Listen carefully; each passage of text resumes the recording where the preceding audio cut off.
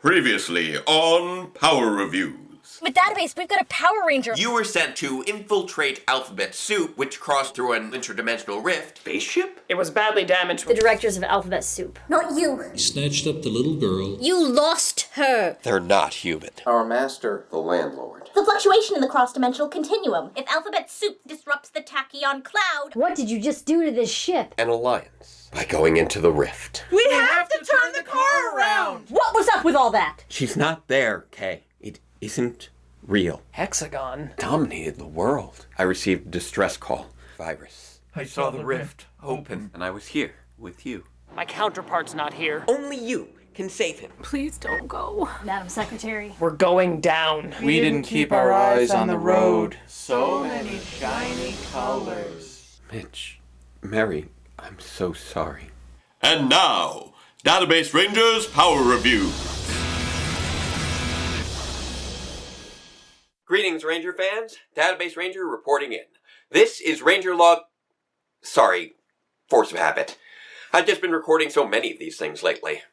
Although I'm not sure if anyone will ever get a chance to see them, or anything that we've recorded since leaving home. That does help me keep my mind occupied.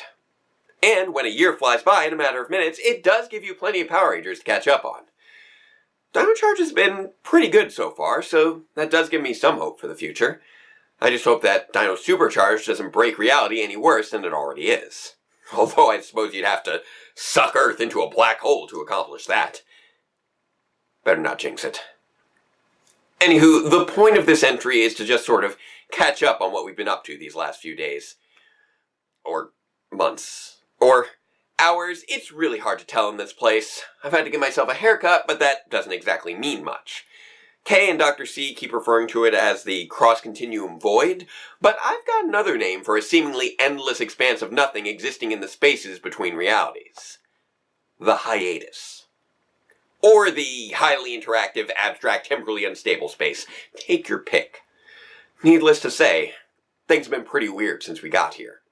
Apparently, when a tachyon cloud has a cross-interaction with a highly entropic plasmatic mass in an extremely distorted variation of space-time, stress-induced psionic waves can lead to a crazy real-life flashback clip show. Who knew? And who knew Kay and I were from the same universe?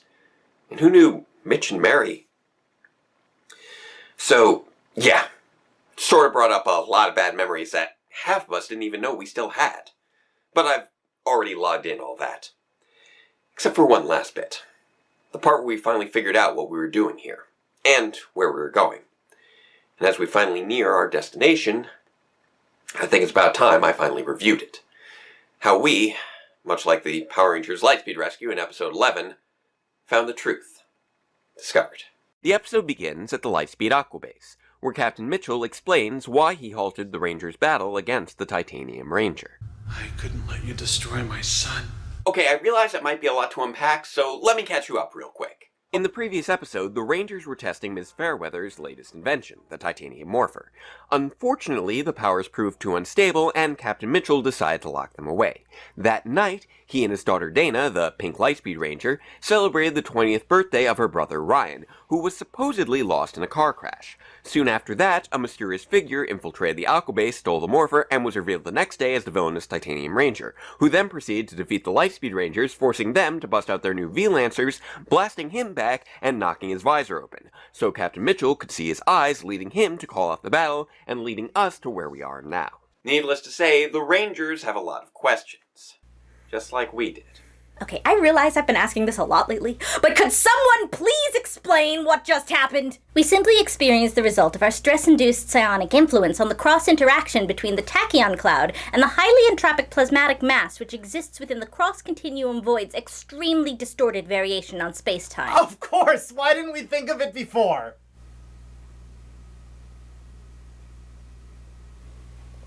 What? At the prompting of his confused daughter, Mitchell begins to explain, reliving the dark and stormy night that he would never forget. So the time storm plus the void brought our memories to life? In a manner of speaking. Talk about a crazy flashback episode. As he turned to check on little Dana and young Ryan playing with their toys in the back seat, he drifted into the path of an oncoming truck and swerved to dodge. Just as the car hit the guardrail, he dove into the back seat and out the back door with his 2 children, rolling along the ground as the car flew over a cliff and hit the ground below, exploding into a massive fireball. We should have kept our eyes on the road. Mitch, Mary, you can't blame yourselves for that. There was no way of knowing that an interdimensional spaceship was going to come crashing down out of the sky. They don't exactly put out hazards for that sort of thing. Miraculously, Captain Mitchell managed to grab hold of a root on the side of the cliff, holding Dana in one arm as Ryan clung to his shoe. Daddy! I'm scared! Help! Somebody please help! And sure enough, help arrived, although not exactly what he was expecting. What I want to know is exactly what that creature was. I will admit that demon thing does raise some questions. Like, how does a demon like Diabolico, who has been locked in a sarcophagus for the last 6,000 years, just randomly appear in spirit form at the edge of a cliff years before he's actually released in present day, let alone with any ability to help anyone with anything? Okay, that's not a question I was asking then, but it is a question that's running through my head right now. What I asked then was, did that creature crash the ship? And is it still inside of you two? Maybe? Which? Both? Not providing any explanation or introduction, Diabolico offered Captain Mitchell a deal. If I save his life, he belongs to me. And although Mitchell was quick to reject the deal from the floating translucent yellow-horned demon from nowhere, he was equally quick to change his tune the moment that Ryan pulled loose his poorly laced shoe and began his slow-motion fall towards the fiery car wreck. So with a swirl of golden light, Diabolico swooped in to rescue Ryan, with one last twist to the deal. I'll do anything. Just give me back my son. Give me back my son. You will not see your son again until his 20th birthday. He is mine now. Seems like the more we know about the past, the more questions we end up having. Like how on earth Diabolico knew that he would even be freed before Ryan's 20th birthday, let alone that Mitchell would quit being a firefighter, become the leader of Lightspeed Rescue, and finish developing the Titanium Ranger powers just in time for Ryan to swoop in and steal them. Does this guy have clairvoyance and precognition in addition to these never-before-seen powers of astral projection and mystical child abduction? How does any of this make sense? Why do you think the storm showed us the things that it showed us? Unclear. Perhaps it was drawing off some unresolved personal tensions. Learning the truth of Ryan's past, Carter swears on behalf of the team not to battle him again, and to do whatever they can to bring him back. We've all done things we're not exactly proud of. Down in the Skull Cavern, Diabolico reminds the still traumatized Ryan of his father's failures. You remember, don't you? People we couldn't save. People we left behind. People we lost. You, he tossed away like trash. And all these years, it is you who has suffered. Although that doesn't exactly put Diabolico's parenting into the best light. It's more than that. I saw a path not taken. A life that could have been? Yes. And Dr. C, I faced your visions. Visions of a life that was forced on you. I will admit, it wasn't exactly a pleasant experience to revisit. That night, Captain Mitchell explains to his daughter why he kept the truth from her for all these years. I was ashamed. It was the hardest decision I ever had to make. She comforts him with the reminder that he had no other choice, but it does little to ease his mind. These weren't just regrets over our choices. These were the things that haunt us. The next morning, the captain walks through the halls of the Aquabase in a daze, barely acknowledging the crew or even reading the morning status report before signing off on it. Which I admit a less scrupulous crew member could probably use as a chance to score a salary raise, and ambles off, as the manifestation of his past failures moves to attack the city. The Rangers hurry to their command center, but with Captain Mitchell going MIA, they're uncertain how best to respond to the mentally unstable metallic menace. So if everything we saw really was our past coming back to haunt us, then where are the directors? Where's Dana? We need to move now. They run fast, but not fast enough to stop the rogue Pink Ranger and her eye squint of determination from launching the rescue rover to deal with her wayward brother herself. We gotta catch her. Come on! The Titanium Ranger escalates his attack on the city, this time flat out attacking innocent civilians instead of simply arching his back and cackling at them. But Dana arrives just in time to deflect his blasts and buy everyone time to escape, clearing the way for a brother-sister showdown. Here we are. Everyone hang back. I doubt this is going to be pretty. I mean, the choreography of the battle is lovely, but some of their dialogue is, let's say, a bit on the nose. No brother of mine could be as evil as you are. You're right. Unless his father let him fall from a cliff to save his younger sister. It's... Yeah, no need to explain. Stay back! Get away! Get away! After exchanging a few more kicks, blows, flips, and throws, Dana finally starts making an attempt to get through to her brutal brother. There was nothing he could do. But you're the one who survived that night on the cliff. Well, technically he survived too, and so did their fathers, so... Come to think of it, everyone survived that night on the cliff, so his point is kind of moot here. Dana holsters her weapon and makes one last plea, reminding him of how he once wanted to be a fireman, just like their father, forcing open the cracks in his memory. Ryan! Of course, this is the exact moment that the rest of the Rangers arrive to interrupt, sending Ryan running off in a fit of confused frustration. I don't suppose these things are interested in conversation. Oh boy. Before the Rangers have a chance to chase down Ryan, Viper appears with her latest monster in tow, Liz Twin, forcing the team to morph into action. Lightspeed Rescue!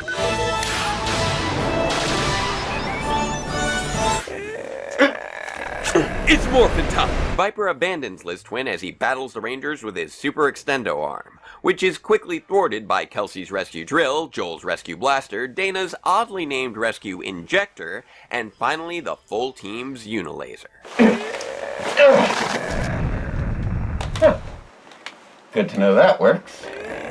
Looks like I'm gonna need it. Of course, the battle's not over yet, as Jinxer arrives and uses his Magic Card expansion pack to resurrect Liz Twin and give him a massively monstrous mega makeover. So many of them. They just keep piling up. I think I need some help here. The Lightspeed Rangers summon their rail rescues. Rescue rails on track! Okay, they're rescue rails. Rail rescues, locked on! Whatever. They summon their giant flying super trains and combine them into the very aptly named Super Train Megazord. Super Train Thunder! Carter, The Rangers unleash their Gatling blasters on the souped-up Liz Twin, but the mega-powered monster just charges on through. I need someone to... Power punch!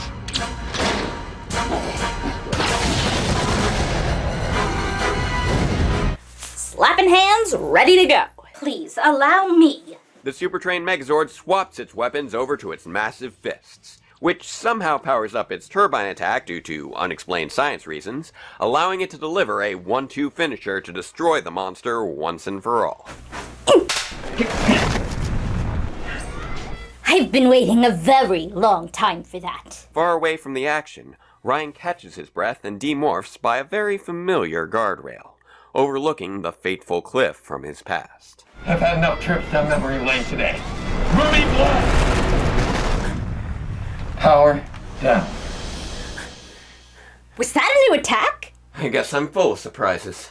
By the cliff, Ryan gets a surprise of his own, as Captain Mitchell appears behind him, apparently drawn there by the same haunting memories. We didn't! So, you're haunted by all the children's lives you stole. Good. You should be. After all these years, Ryan jumps at the chance to dig into his father for his past mistake, despite the fact their memories clearly don't match up. I don't need to remember. You didn't care what happened to me. I tried to save you both. You are both monsters. Given the chance, you would let the whole world burn to serve your own ends. No! We wouldn't. Don't try and tell me what you wouldn't do. I've seen it. The captain's words fall on deaf ears, as Ryan refuses to accept his side of the story. You only wanted to save her. You let me fall! I'm glad I saved her from you. Together they tumble over the cliff, and Mitchell catches that same old route, reliving the events of that night, as his father's words finally catch hold to jog Ryan's memory. Hold on, Ryan! No, wait! Just hold on, buddy! Wait, Kay, who did you save from them? Somebody please help! Somebody help me! You mean you never told him? I tried to before, but you weren't exactly you at the time. Oh, right. Ryan finally remembers the details of that night, and with new determination, climbs up his father's leg to grab hold of the root himself. Although he was being held by his hand just a moment before, but I guess that wouldn't be quite as strong a juxtaposition with the flashback. This is about your flashback, isn't it? I couldn't quite put my finger on it, but Everyone else seemed to relive the past from their own perspective, while you... There was a second you. Unfortunately, the relief over finally remembering the missing piece of his past is short-lived, as the old root can't hold the weight of them both together. In that moment, William Mitchell realized what he had to do. Goodbye, Ryan. He lets himself fall. And in that moment, Ryan Mitchell embraces what he has to do, diving down and morphing into the Titanium Ranger to somehow break the laws of gravity by catching his father and breaking his fall, rolling down the cliff with him and demorphing just as the other Rangers arrive to witness the selfless rescue. I am so sorry, Ryan. I would have given my life 1,000 times to save yours. I had the chance to save her, so I did. You traveled through time? How? It was Professor Cog's transdimensional technology. Jem and Gemma discovered it shortly after our encounter with the Samurai Rangers. He was experimenting with a temporal phenomenon in high Earth orbit. The rift. It was unlike anything I'd ever seen before. Not only was it a potential bridge between worlds, but a bridge across time. To one day in particular. November 20th, 1998. I had to see for myself if it was real. So I tapped into the connection to the rift using the Ranger Operator Series Green teleportation technology, and it worked. I was there again. You appeared in a beam of light. You took her from us. I saved her from you. But, Kay, what happened after that? I don't know. Against his father's pleas, Ryan turns away, drops his stolen morpher to the ground, and runs off into the distance. I lost her. How? I don't know. I took her hand and we teleported, and the next thing I remember, I was in the apartment, alone. With you. So that means... Kay, I think I know what happened to her. And I think I know where we can find her. Down in the Skull Cavern, Ryan confronts his surrogate father, Diabolico, who tries to persuade him to stay and follow in his footsteps as ruler of the Dark Kingdom. Never. And in what is perhaps a rare and unintentionally humanizing moment for Diabolico, despite swearing that he'll make Ryan pay if he walks away from him, he allows his former ward to do just that, and watches as he disappears into the shadows. And that's the end of the episode. So, what did I think of it? Well, while Truth Discovered does a great job delivering some serious pathos for its characters and pushing the series in an emotionally compelling direction, its execution is sadly undercut by the slew of plot holes sprinkled throughout the story. Everything regarding Diabolico's abduction and raising of Ryan is heavily contrived and relies upon nonsensical elements and abilities that are never referenced again.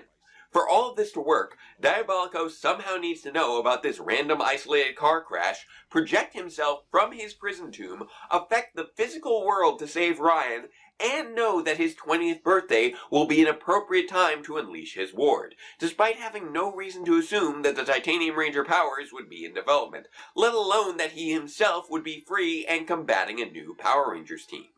Come to think of it, considering the year of this episode's release and the relative ages of young Ryan and Dana, this whole scenario likely takes place before the Mighty Morphin team was even recruited. So the thought of an Earth-based Power Rangers team even being something that he has to worry about is so far outside of his realm of reasonable knowledge that it's frankly shocking that he doesn't start up a side business as a psychic fortune teller. And that's not even getting into the mechanics of raising a child. Like, has Ryan been inside the sarcophagus this whole time?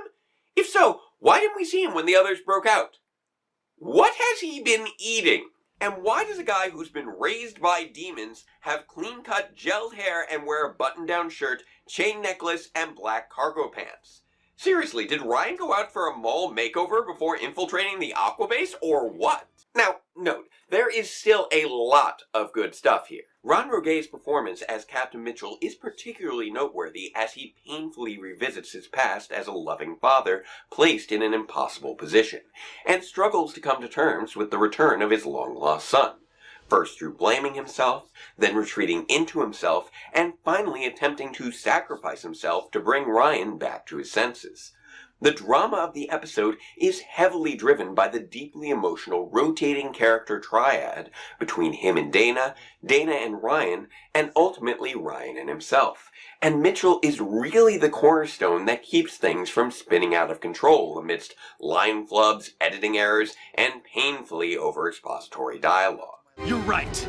Unless his father let him fall from a cliff to save his younger sister. Although I suppose when you're raised inside an ancient sarcophagus by a cadre of demons, some linguistic oddities may be excused. Even the strangeness of this entire episode's plot being based around Captain Mitchell recognizing the eyes of a son that he hasn't seen since childhood through an open visor in the midst of battle can be potentially explained away as the appearance of a human inside the Titanium Ranger suit triggering his memory of that day's significance and him simply connecting the dots. It at least makes more sense than the fatherly recognition in the following season. Overall, Truth Discovered is an admirable attempt at merging the popular concepts of Green with Evil from Mighty Morphin with the Astronomer Redemption arc from Power Rangers in Space to drive the introductory arc of America's first ever original Power Ranger. While it definitely seems to be biting off more than it can chew, the rushed and unexplained plot elements are largely balanced out thanks to strong performances, nice action, and compelling drama. Now, as for the drama that we've been facing... After all this time... K-Alpha. What do you mean you know where to find her? Where is she? Is she alright? How— During the Battle of the Portal Gate, while I was on the other side, I saw someone, and she looked exactly like you. I meant to tell you when we got back, but then everything was happening so fast, literally, thanks to the time storm, and I just... She wasn't a child anymore.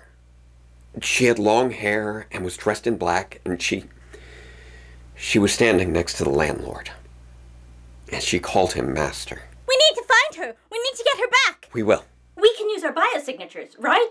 I mean, she should be a match like we are. And between the two of us, we can create a heading. It'll lead us straight to her. And straight to the landlord. Let's get back to the bridge then. We have a course to chart. From there, it didn't take much. With Dr. C's help, Kay was able to chart our course, and away we went, leaving the Tachyon storm behind. For now. Since then, we've all just tried to keep ourselves busy. None of us really wanted to talk about what we saw in our visions. As for me, I decided to do some research. There are things going on across the Power Rangers multiverse, and I want to be ready for whatever twists may be coming next. This is Ranger Log Designation DC-01. But the time for rest is over. We're closing in on our destination. And we're going to need all the luck we can get for what's ahead of us.